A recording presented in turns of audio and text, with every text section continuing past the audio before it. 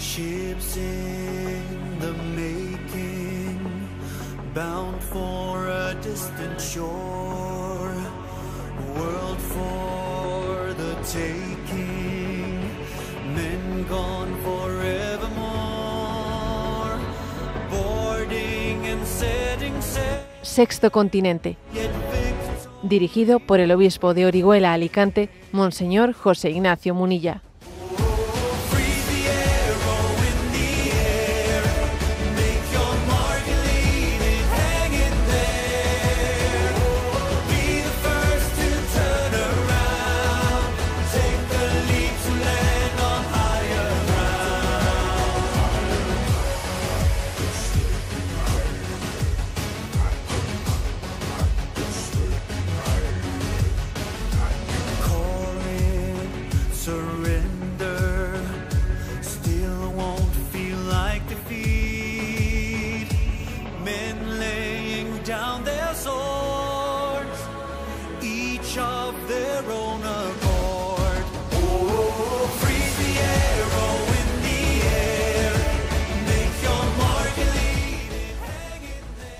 Un cordial saludo a todos los oyentes de Radio María. Un día más, con la gracia del Señor, nos disponemos a realizar este programa radiofónico llamado Sexto Continente, que lunes y viernes de 8 a 9 de la mañana, una hora menos en las Islas Canarias, realizamos aquí en directo en Radio María España. Hoy comenzamos haciéndonos eco de una noticia de esas que pasan fácilmente desapercibidas, pero que son verdaderamente significativas de la gran crisis moral, espiritual, que puede acontecer en la conciencia de muchos católicos que llegan a asumir plenamente la mentalidad de este mundo y, digamos, pues tienen sus valores católicos de adorno.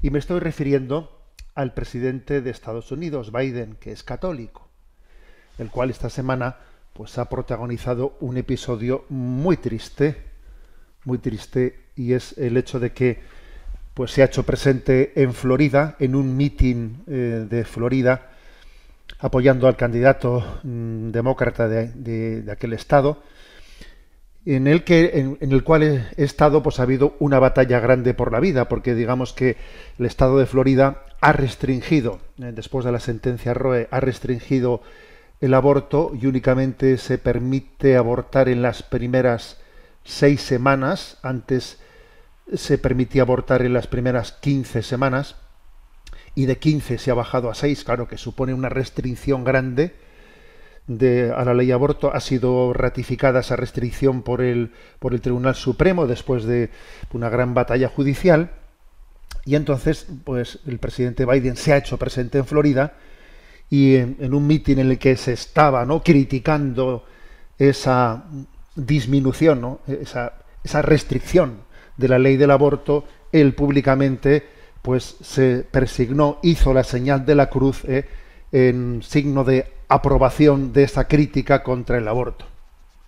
Claro, ir a un mitin y hacer la señal de la cruz para apoyar la crítica contra una ley que restringe el aborto, es decir, invocar a Jesucristo para apoyar el aborto, vamos a ser, ¿no?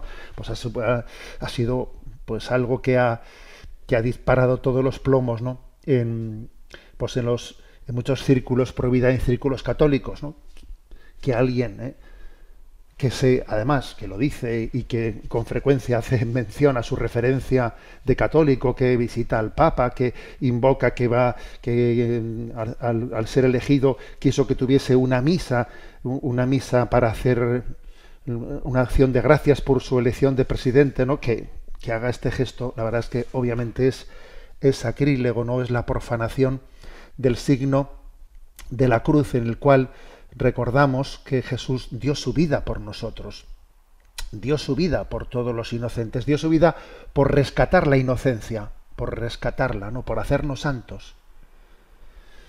Entonces es invocar la cruz de una manera sacrílega, ciertamente, ¿no? Entonces la verdad es que ante este gesto, además de llamar la atención sobre qué riesgo existe hoy en día, ¿no?, de que un católico llegue a a tener de adorno su condición de católico, de adorno, y que la invoque de una manera pues sacrílega, ¿no? Pues es que también esto nos lleva a hacer la reflexión sobre qué tremenda situación. Claro, hablamos mucho de España. En España estamos en una situación también política, vamos, singular. Se supone que el presidente del gobierno, después de 5 días, ¿no?, de meditación, nos va a decir hoy qué es lo que ha decidido, después de haber mantenido un pulso en el que de alguna manera pues entiende que no es de recibo, ¿no?, pues que los jueces puedan tener libertad a la hora de investigar las denuncias que se les presentan, después de poner en riesgo la independencia del Poder Judicial en este pulso de o tú o yo. Bueno, pues en España vemos esta situación, pero es que ojo qué situación mundial tenemos con la clase política. Es que fijaros lo que es Estados Unidos, ¿no? El hecho de que tenga que haber unas elecciones que haya que elegir entre Biden y Trump. Y yo me hago la siguiente reflexión. ¿Y acaso en una nación como Estados Unidos no puede existir, no van a existir acaso pues unos profesionales o con tanto del Partido Demócrata como el Partido Republicano, con una altura moral, que puedan representar dignamente a sus partidos delante del electorado? Fijaros lo que supone Biden con su deterioro incluso psíquico, volviéndose a presentar a la presidencia del gobierno, con esta profanación absoluta de sus propios valores, habiendo hecho de la causa del aborto, de la extensión del aborto por todo el mundo, casi su máximo valor.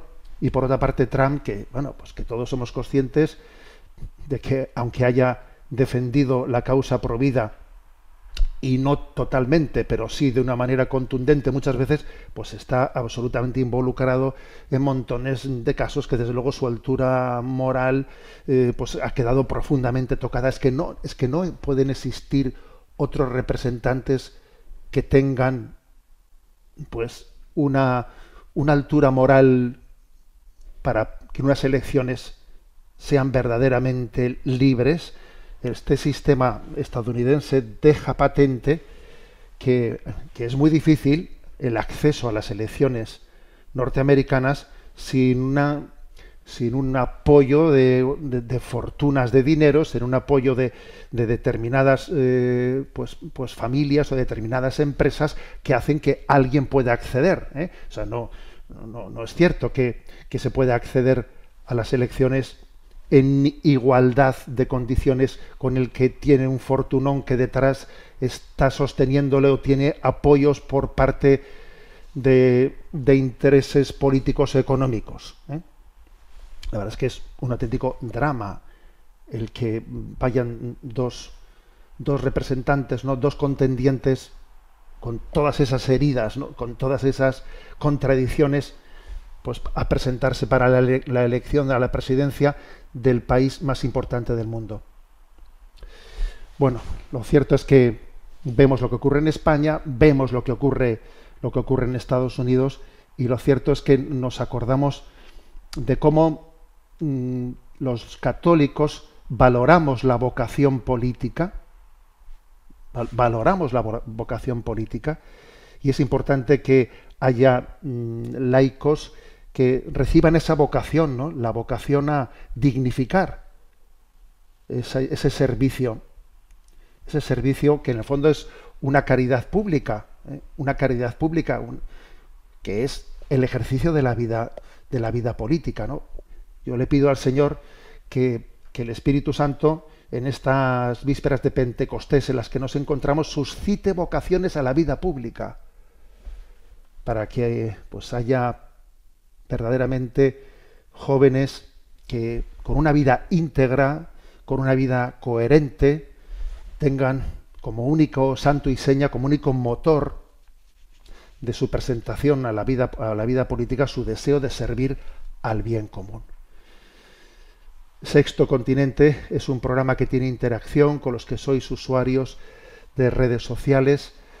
en Instagram y en Twitter a través de la cuenta @obispo_munilla, en Facebook a través del muro que lleva mi nombre personal de José Ignacio Munilla. Los programas anteriores de Sexto Continente están a vuestra disposición tanto en el podcast de Radio María como en las plataformas de Spotify, de iVoox, también en el canal de YouTube de En Ti Confío, y en la página web multimedia enticonfio.org, pues podéis encontrar los programas anteriores y también otras aportaciones a la evangelización que vamos poco a poco realizando. Bueno, vamos allá. Hoy quiero comentar una noticia de esta semana anterior de la cual se han hecho eco, ¿no?, en los medios de comunicación, pero no demasiado, entre otras cosas porque, claro, como la noticia de la suspensión de la agenda pública y de los 5 días de reflexión del presidente de gobierno en España, pues ha colapsado, ha eclipsado, ¿no?, el resto de las noticias. Pues una noticia fue la siguiente, ¿no?, que el gobierno de España presentó una serie de medidas para reconocer, prevenir y reparar los abusos sexuales en el seno de la Iglesia. Esa fue la noticia, ¿no? Una decisión del gobierno tomada como consecuencia de aquel estudio que había hecho el Defensor del Pueblo.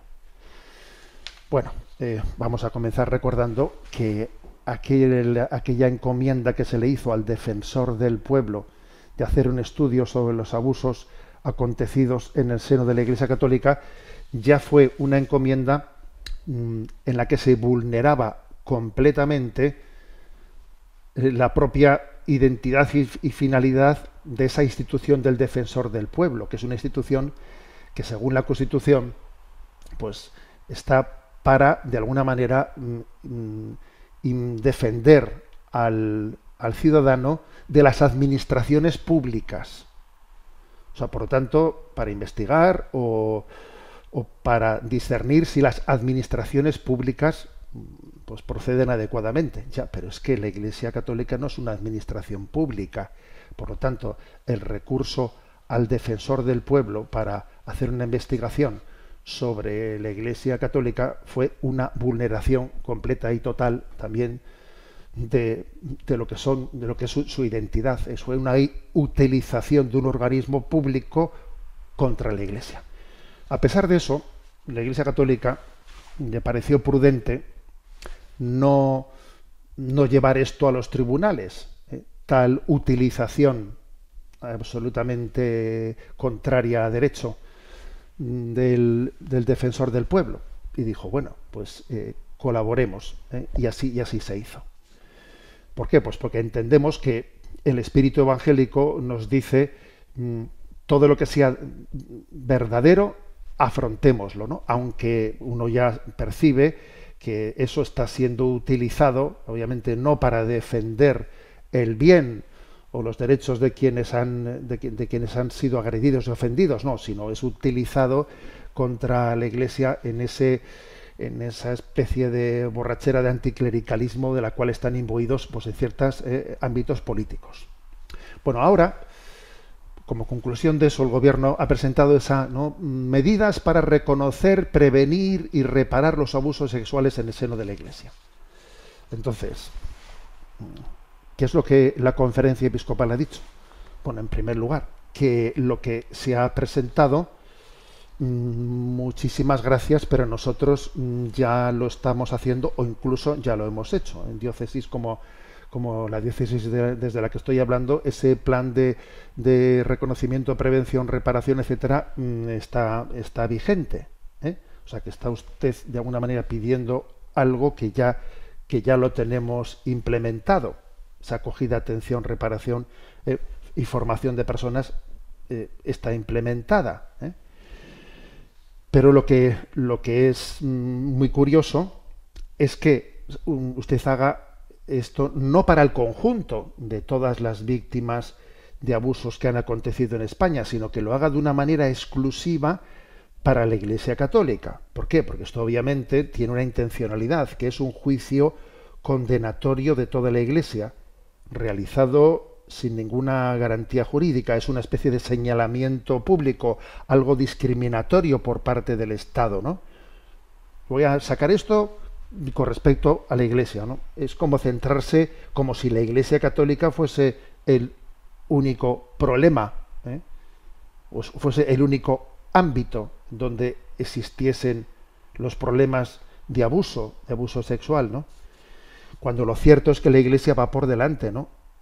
En la acogida de las víctimas, en la formación, en la prevención, en la reparación. A ver en qué otras instituciones de España se han puesto en marcha oficinas, protocolos, bueno, de reconocimiento, prevención, reparación, en qué otras instituciones se ha hecho, ¿no?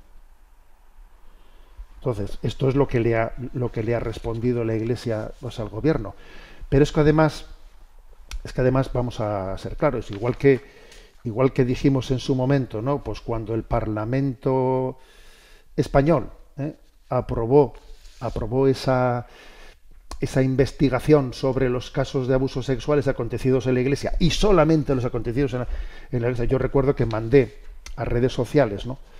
Mandé un mensaje con una imagen, un gráfico de la Fundación ANAR, una fundación, pues, de protección de la infancia, pues yo creo que con una garantía de independencia muy grande, y la Fundación ANAR en un gráfico hacía una descripción con datos del 2008 al 2019, o sea, por lo tanto 11 años, ¿no?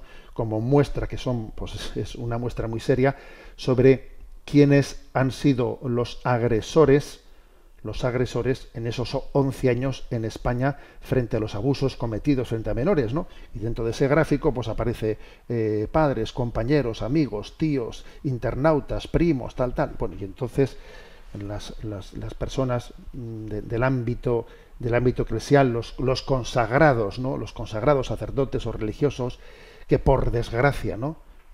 Se han dejado engañar por el maligno y han participado también de esa abominación, son el 0,2% del total, del total. Entonces, claro, pues que el Parlamento español hiciese esa investigación para investigar, ¿no?, al 0,2, y que no abriese ningún tipo de investigación para investigar al 99,8, pues es todo un poema, ¿no? Yo envié ese gráfico a redes sociales comentando de que no parece que les interese mucho las víctimas, porque si fuese así, obviamente, se preocuparían de todas. Obviamente no parece que les interese mucho.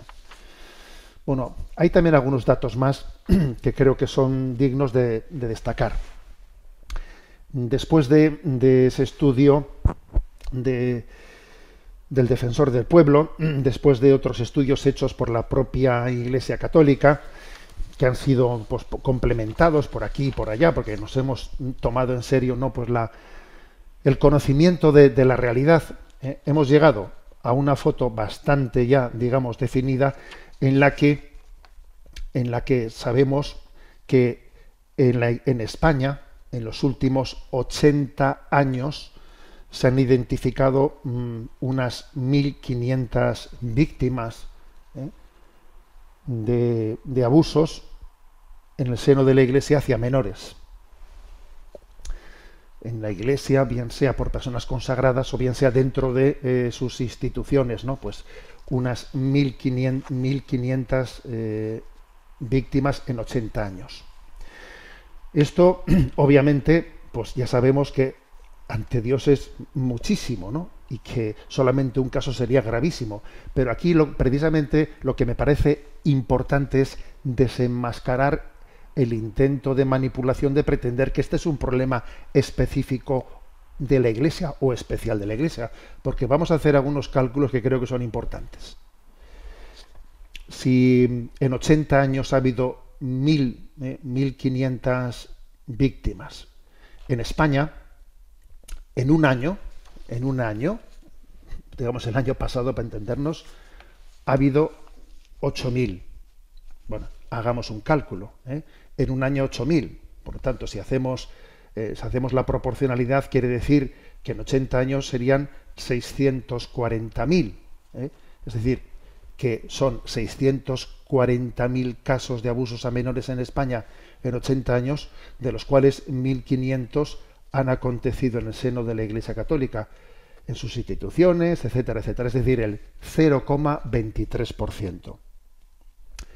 Que es una desgracia, ciertamente, ¿no? Y tenemos que ponernos las pilas y hacer todo el esfuerzo que estamos haciendo de prevención, de acogida, de oficinas, etcétera, etcétera. Pero estamos hablando del 0,23%. Por cierto, un número muy similar al que la Fundación ANAR en ese gráfico pues ofrecía. Son datos, por otra parte, bastante fácilmente cotejables, porque otro dato que tenemos es que recientemente también, pues en una información que se pidió hace unos meses a Fiscalía en España se le pidió, ¿nos puede usted decir, por favor, de los casos que usted tiene abiertos, los casos que están en caliente, para entendernos? ¿Cuántos casos están referidos al entorno? Claro, no los tienen clasificados como de Iglesia Católica, no los tienen clasificados como sacerdote consagrado, sino al entorno religioso, donde entran todas las religiones, donde entran también, pues por ejemplo, que en un colegio católico, que en un colegio protestante, o sea, en el entorno de todas las instituciones ligadas a todas las religiones en España, los casos abiertos en caliente, pues eran, en ese momento que se hizo esa pregunta, 46. Bien, si volvemos a hacer la proporción de esos 46 casos abiertos en ese momento en que se hizo esa pregunta, en el contexto de esos 8.000 casos que al año existen en España, volvemos de nuevo a una proporción pues muy similar, pues estamos de nuevo en el 0,5%. Es decir, creo que existen datos como para decir que ni mucho menos cabe decir que la Iglesia sea un lugar en el que comparativamente con el resto de la sociedad tenga un problema específico. Por desgracia, lo que hacemos es participar de un problema del conjunto de la sociedad. Ahora que venga el gobierno español pretendiendo vender un problema como si fuese específico de la Iglesia Católica, no deja de ser pues un uso más torticero de los recursos públicos para llevar adelante su anticlericalismo, ¿no?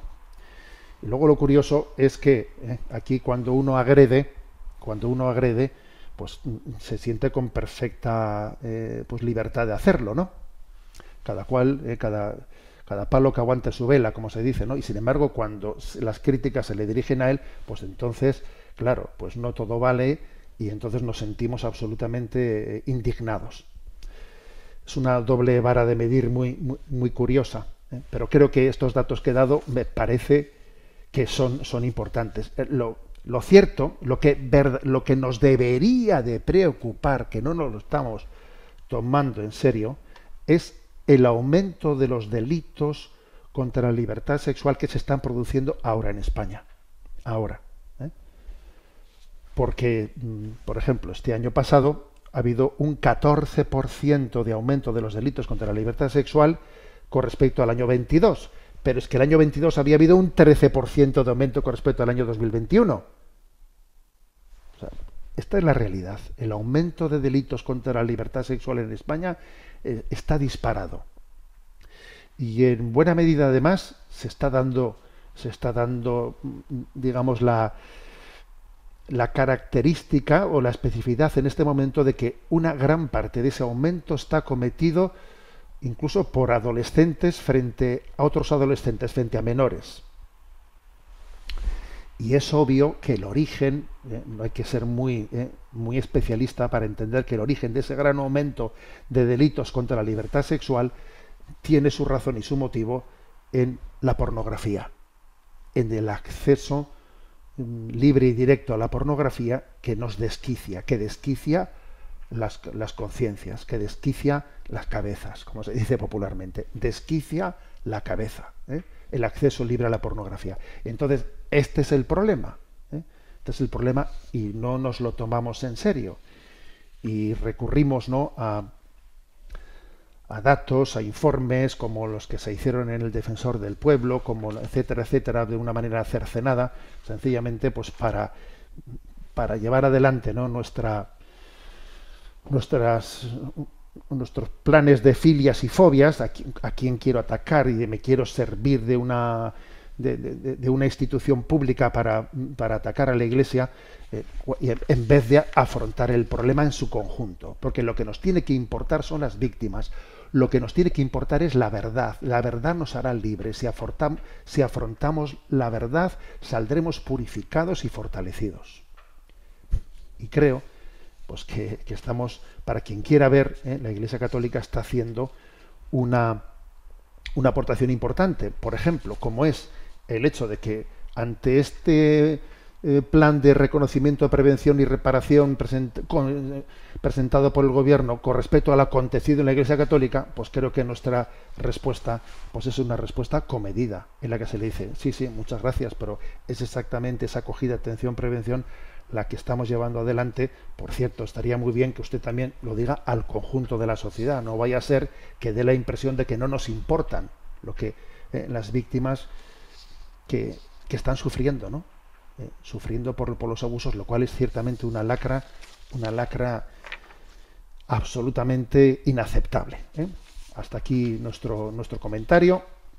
Y ahora me vais a permitir que hoy, como es Santa Catalina de Siena, creo que tenemos que hacer también memoria de que el Señor ha suscitado almas grandes, almas generosas, que han sido capaces de cambiar el curso del mundo, ¿no? El curso de la historia, como es pues en el siglo XIV Santa Catalina de Siena, en un contexto en el que los papas se habían ido a Aviñón, y aquella mujer con toda la debilidad que podía tener una mujer en aquel contexto social, pues sin embargo llena de Dios y movida por el fuego del Espíritu, fue capaz de pedirles a los papas, ¿no?, que regresasen de Aviñón a Roma, y fue incluso mediadora ella, ¿no?, mediadora entre los conflictos, mediadora de conflictos y guerras en aquel tiempo.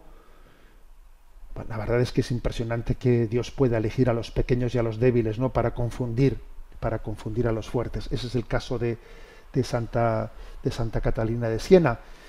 Y os invito a escuchar esta canción y a orar con ella. Canción a Santa Catalina de Siena, cantada por Juan Morales Montero, del grupo Nuevo Trigo.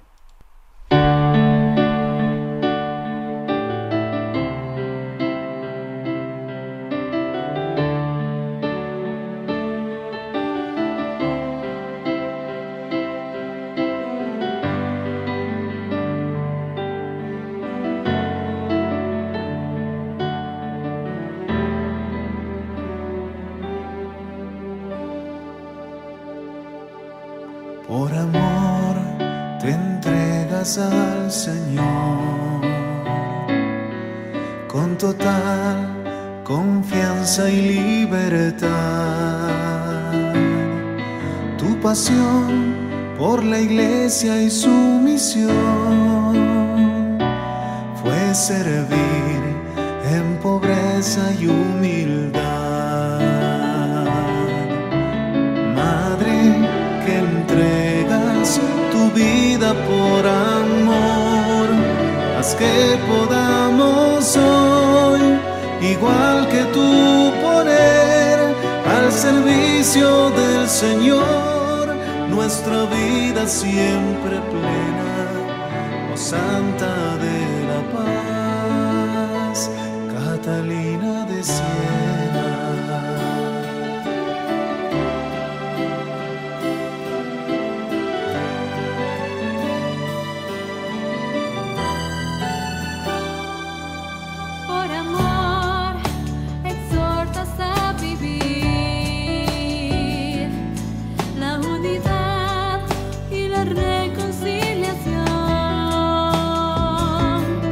La oración fue tu camino a seguir.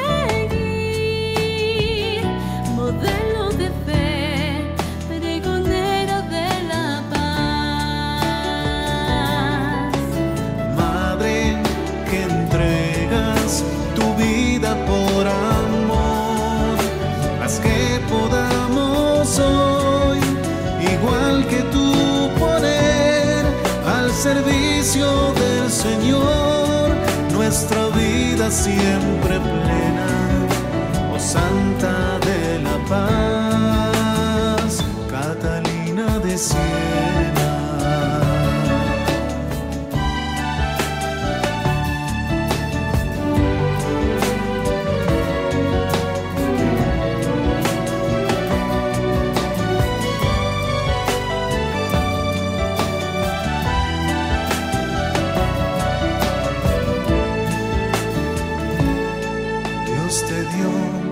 Sabiduría y luz, y tu luz la iglesia iluminó.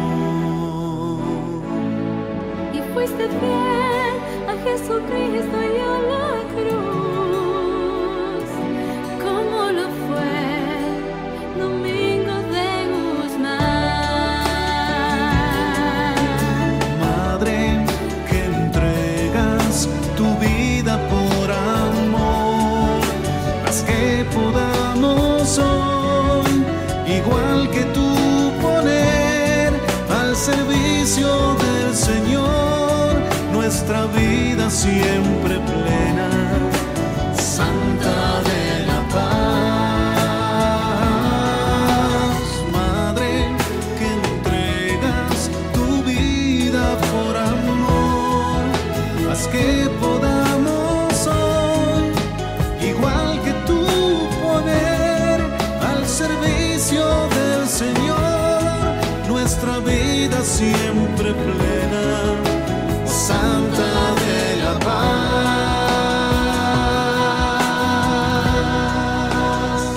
Catalina de Siena.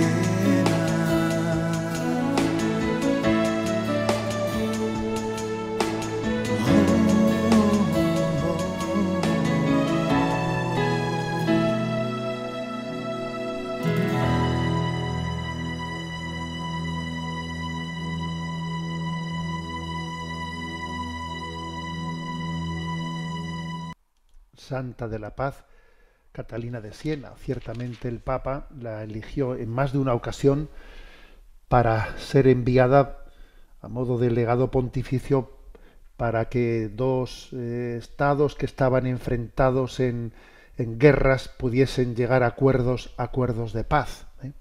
Y obtuvo ese éxito de mediación de paz en varios conflictos armados. Y fue ella, una mujer, una estigmatizada también de los estigmas de Jesús en su propio cuerpo, ¿no? Una mujer débil, quien llevó adelante esa profecía y esa fuerza profética delante del mundo.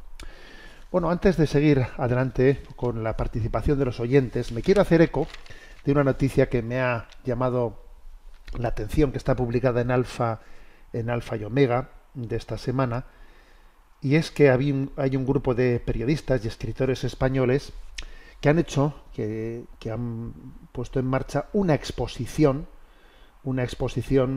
llamada Los 10 del Titanic. Son los 10 españoles que iban en el Titanic que naufragó, ¿no? Esta exposición está actualmente en el Centro Cultural Eduardo Úrculo de Madrid, en el distrito de Tetuán.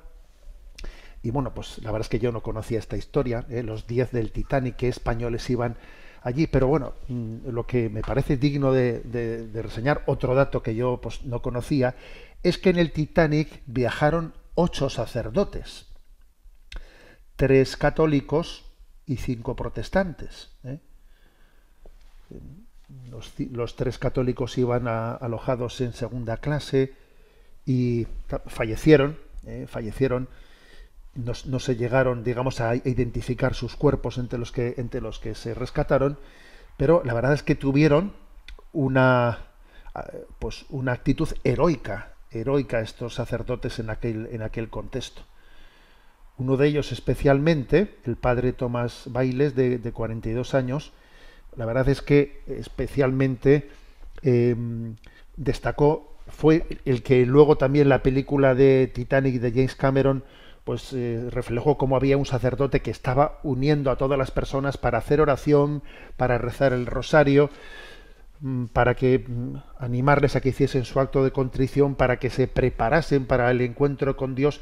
Este sacerdote, James Thomas Bayles, fue encomiado por el Papa Pío X y se refirió a él como un mártir de la Iglesia, alguien que sencillamente, lejos de buscar su salvación, dijo: no, yo aquí seré el último que salga de aquí, yo no voy a salir de este lugar, yo aquí me tengo que quedar, pues para ayudar a todas las almas que no pueden montar en los botes, ¿no?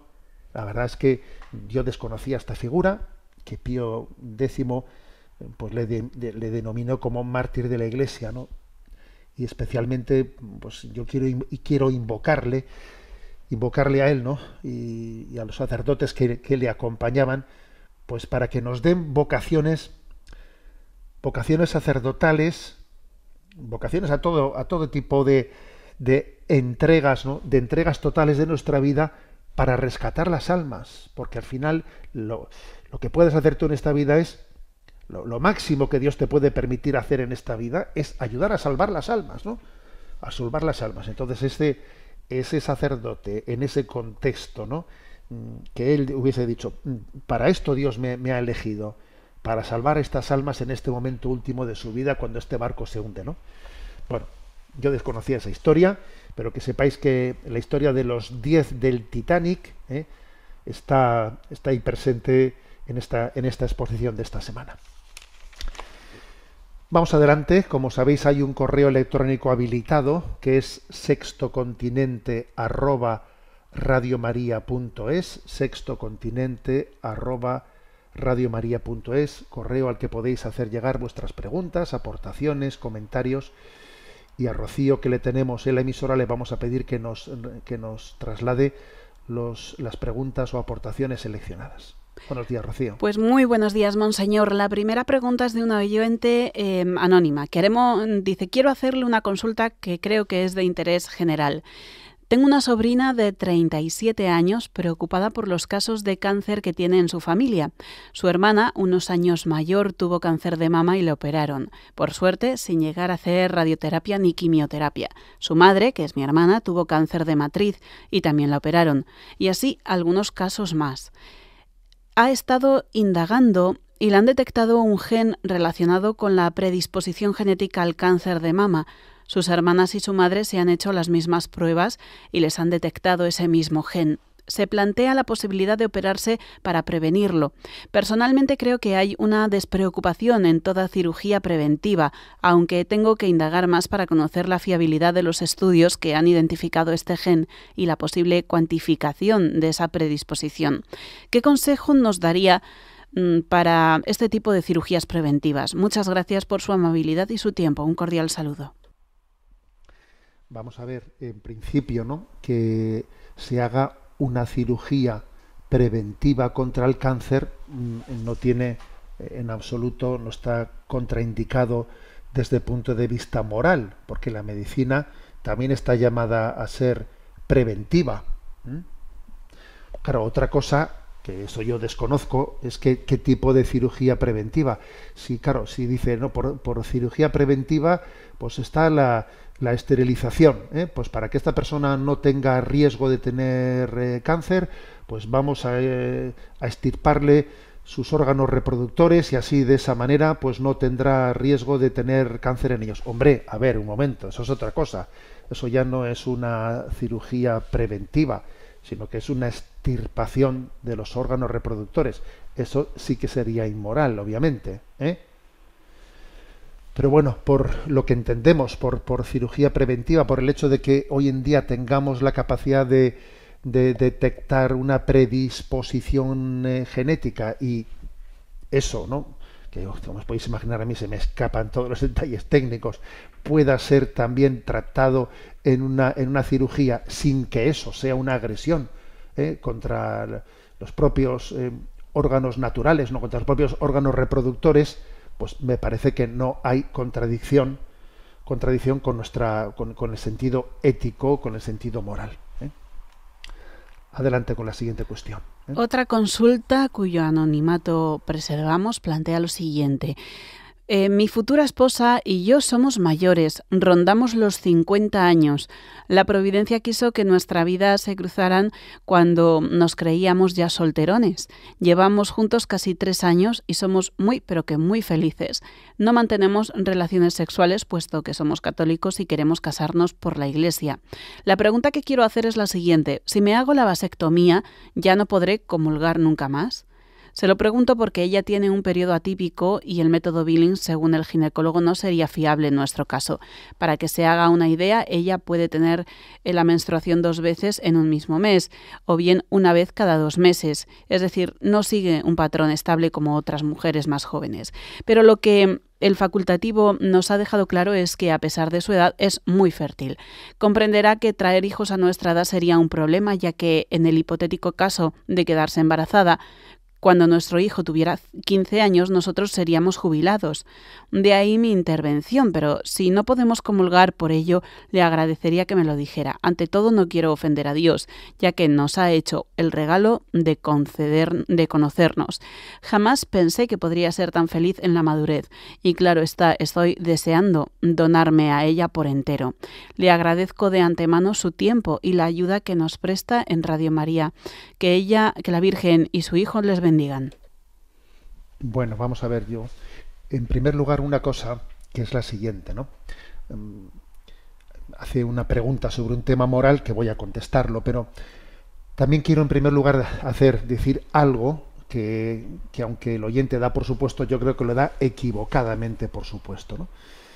Él dice, no, pues como pues su novia, ¿no?, tiene un periodo atípico, entonces el método Billings no sirve, les ha dicho el ginecólogo. Bueno, vamos a ver una cosa. Por desgracia, en España, en los estudios de ginecología, no se estudian los métodos naturales. Eso es una desgracia, ¿no? En España no se estudian los métodos naturales en la carrera de ginecología. Vamos, únicamente se subraya su existencia, pero no se conocen, no se estudian. Para poderte encontrar con un ginecólogo que sea especialista en los métodos naturales, tienes que buscar a alguien que los haya estudiado más allá de lo que cursó en la universidad. Esto es importante saberlo, porque literalmente lo que ese ginecólogo les ha dicho, ¿no?, que como tiene un periodo irregular, entonces el método Billings no le sirve. Esa frase, si literalmente es así como lo ha dicho el médico, es incorrecta. Porque, claro, parece que está confundiendo el método Billings con el método Gino, que es el que funciona si en el caso de que el periodo sea regular. Pero es que el método Billings sí es capaz de detectar los cambios de ovulación, con lo cual yo creo que hay un error bastante serio.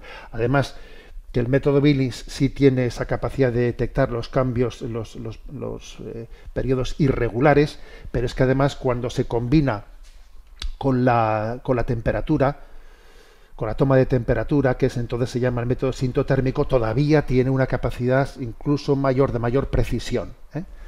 O sea que no es cierto de que por el hecho de que tenga un periodo atípico no pueda utilizar los métodos naturales. Entonces lo que tiene que hacer es sencillamente recurrir a alguien que sea un especialista en los métodos naturales. Bien sea ginecólogo o también sin ser ginecólogo, existen personas que tienen la capacitación técnica para poder hacerlo. Los centros de orientación familiar que tenemos, ¿no?, pues en las diócesis suelen tener personas capacitadas pues para poder enseñar los métodos naturales. Bien.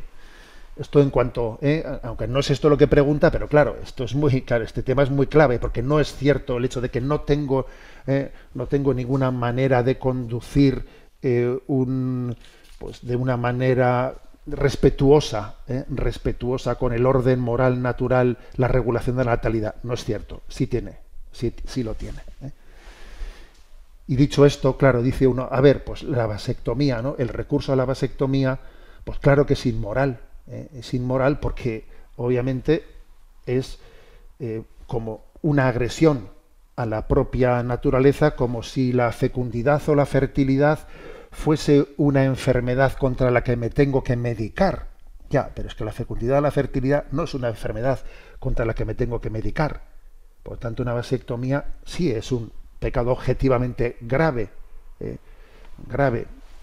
Pues porque tú imagínate, ¿no?, que alguien diga, pues me voy a operar, pues pues imagínate, para quedarme sordo. Pero hombre, ¿cómo te operas para eso? Sí, no, claro, algo así ocurre, ¿no? O sea, no es un respeto del orden moral, que está también presente en el orden natural que Dios ha creado. Y además, entonces dice uno, claro, una persona que ha hecho la vasectomía puede comulgar. Claro, si tiene un arrepentimiento, sí. Porque claro, cuando alguien se arrepiente profundamente, oye, de sus pecados, el Señor nos acoge plenamente. Lo que ocurre es que lo que no se puede es jugar a los arrepentimientos, diciendo, ahora hago esto y después me voy a arrepentir un rato después. Claro, a los arrepentimientos no se puede jugar, sino que tienen que ser verdaderamente sinceros, ¿no? Bueno, pero creo que la primera parte de la respuesta que le he dado es importante, ¿no? Y luego voy a decir una cosa, ¿no? A ver, siempre nosotros cuando discernimos, ¿no?, cómo abrirnos al don de Dios, pues es verdad que una persona puede decir, con la edad que tenemos no parece prudente el que podamos abrirnos a la vida. Bueno, pues puede ser más difícil, puede haber razones prudenciales, de acuerdo, pero siempre debemos de dejarle a Dios la última palabra. La última palabra la tiene Dios. No podemos pretender que en esa lógica, en ese discernimiento prudencial que yo hago, la última palabra la tenga yo, ¿no? Esto creo que también forma parte del espíritu de un sano discernimiento. Adelante con la siguiente pregunta. Un oyente escribe desde Madrid. A propósito del programa anterior sobre Nueva Era, le quiero informar sobre un acontecimiento que ocurrió en mi parroquia, un pueblo cercano de Madrid, donde habitualmente ayudo en la sacristía a la persona encargada de preparar la misa. Un viernes por la tarde nos encontramos con un grupo nada pequeño, en su mayoría mujeres, que estaban sentadas en los bancos más cercanos al altar, con los ojos tapados con antifaces y las manos abiertas, uniendo los dedos pulgar e índice, vamos, como habitualmente se hace en yoga. Nuestro sacerdote ese día se encontraba dando unos ejercicios espirituales y nos llamó en ese momento y se lo contamos. Claro, nos dijo que habláramos con ellas y que eso no lo podían hacer allí, que se fueran. En otro momento hablarían con él. Así lo hicimos y la persona que debía ser la profesora nos dijo que estaban meditando, que en la iglesia era de todos y podían estar allí. Algunas personas dijeron que llevaban allí bastante tiempo, con lo que posiblemente hicieron allí toda una clase de meditación trascendental. Dios quiera que esto no cree un precedente en nuestras parroquias, porque podría considerarse una profanación del templo. Un saludo y que Dios lo bendiga. Bueno, yo creo que el párroco pues actuó con absoluta prudencia, ecuanimidad, y que ustedes también hicieron lo que tenían que hacer a la hora de colaborar con él, ¿no? Porque obviamente, pues el que vayamos a una iglesia, pretendamos utilizar un lugar sagrado, ¿no?, para hacer allí un ejercicio de meditación trascendental, de yoga, que nos pongamos antifaces, que nos pongamos no sé de qué manera para que las energías entren y penetren y fluyan, bueno, pues obviamente es confundir las churras con las merinas, ¿eh? Porque es que lo curioso es que en este mundo de la nueva era se confunde lo sobrenatural con lo que ciertamente, incluso si fuese cierto, pues no es sobrenatural, porque si fuese cierto toda esa teoría de que los chakras se abren y entonces el kundalini hace que fluyan las energías y todas esas cosas, ¿no? Si todo eso fuese cierto, eso no es sobrenatural, porque se trataría de una especie de energías naturales, ¿no? Digo si fuese cierto, ¿no? Como os podéis imaginar, pues yo no creo en ello. Pero eso no es sobrenatural, ¿eh? Y una iglesia, un espacio sagrado, es un encuentro sobrenatural con Dios, en el cual nuestra comunicación está en el ámbito de la fe, en el ámbito de la gracia. Y esas energías supuestas del yoga, etcétera, no están en el ámbito sobrenatural, no tienen que ver nada con la fe, no tienen que ver nada con la apertura a la gracia de Dios, que la gracia de Dios es Dios que me ama, Dios que me ama. ¿Qué es la gracia? Cuando decimos, Señor, danos tu gracia. Pedirle a Dios, danos tu gracia, no es dame una energía. No, perdón. La gracia no es algo, una energía. La gracia es Dios mismo que me ama.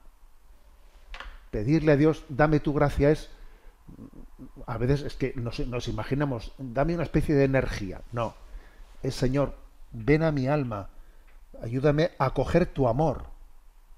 Eso es la gracia. La gracia no es algo, es alguien que me ama y me quiere. Por lo tanto, en la Iglesia en absoluto es un lugar para hacer un ejercicio de yoga.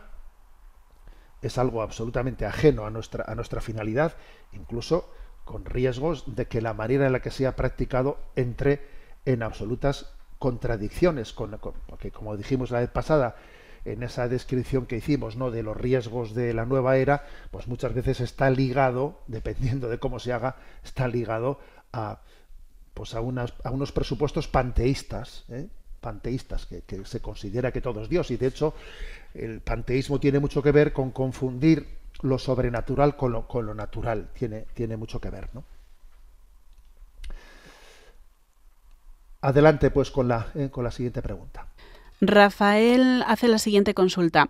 Agradezco mucho su programa, que escucho con interés, y le felicito por el análisis certero que hace de la realidad actual de nuestra sociedad en base a la doctrina social de la Iglesia.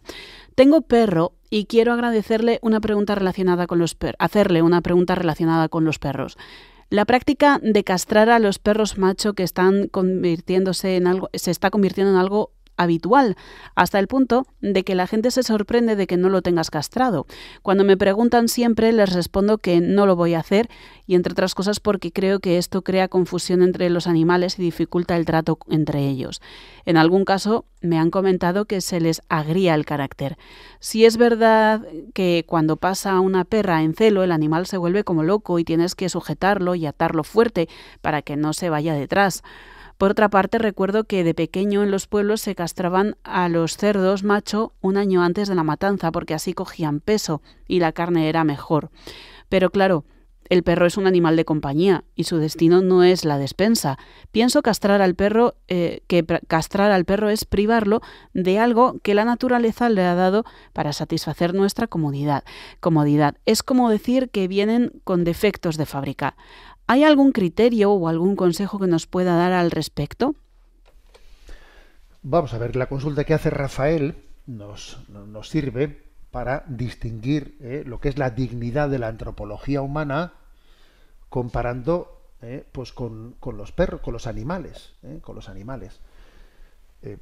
Por ejemplo, pues una castración de un toro que se convierte en un buey, o un mulo que también pues es un burro castrado, ¿no? A ver, es contraria a la ley natural, es contraria al sentido ético, ¿no?, al principio del respeto a las leyes de Dios. No lo es. ¿Por qué? Porque no tiene en el reino animal no acontece la procreación humana, porque en la procreación existe una colaboración con Dios en la creación de un ser humano. Hay un alma humana, se crea un alma humana cada vez que una persona humana es concebida. Allá donde los padres, ¿no?, pues engendran por un espermatozoide y un óvulo, engendran un embrión humano, allí Dios también está infundiendo un alma. Por lo tanto, nosotros hablamos de procreación, estamos colaborando con Dios en la creación de un ser humano. Entonces, en ese sentido, es inmoral la esterilización del hombre o de la mujer, incluso también es inmoral, ¿no?, pues el pretender sustituir el acto natural de amor por un acto científico biológico en un laboratorio. No, porque Dios ha querido que el lugar en el que el hombre venga al mundo pues sea ese acto de amor, porque va a haber una creación de un alma y por lo tanto tiene que ser un espacio en el que se dignifique ese acto creador de Dios, que es por amor. Luego también el padre y la madre se expresan en el amor en el acto sexual, y por eso lo que en el contexto humano sería inmoral, en el reino animal tiene otra calificación distinta. Si en el reino animal hay una razón suficiente, por ejemplo, los bueyes, pues los toros son castrados pues para que tengan una mansedumbre y además cojan una fuerza y sean capaces de trabajar en el campo. Pues esos son los bueyes, ¿no? O lo mismo los mulos. El caso de los cerdos que ha dicho el oyente, pues que si un año antes de ser sacrificados se castran, bueno. Y el caso de los perros, pues habría que decir lo mismo si existe esa proporcionalidad. Si dice uno, pues castrando al gato o al perro, si vamos a evitar males mayores, etcétera, etcétera, pues es proporcional. Es proporcional. Porque propiamente hablando, vamos a ser claros, ¿no? Propiamente hablando, los animales no tienen derechos. Los que tenemos obligaciones somos nosotros respecto a los animales. Porque igual que existen derechos humanos, no existen derechos animales. No son sujetos de derechos. Los que tenemos es nosotros el deber de tener con ellos una relación pues digamos prudente, proporcional, no ensañarnos con ellos de una manera injustificada, etcétera. O sea, no deshumanizarnos nosotros en nuestra manera cruel de tratarles.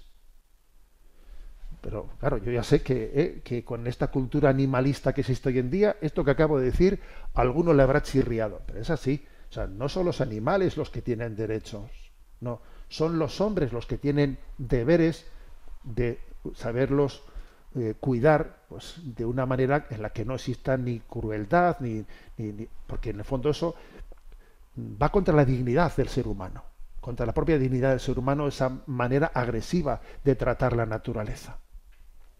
Pero no porque las plantas tengan derechos, no porque el ecosistema tenga derechos, no, sino porque el ser humano, que tiene derechos, él sí es sujeto de derechos del ser humano, tiene también deberes, deber de tratar la naturaleza pues con respeto, pues para que la propia dignidad humana no se ponga en cuestión. Bueno, tenemos el tiempo cumplido. Me despido con la bendición de Dios Todopoderoso, Padre, Hijo y Espíritu Santo. Alabado sea Jesucristo.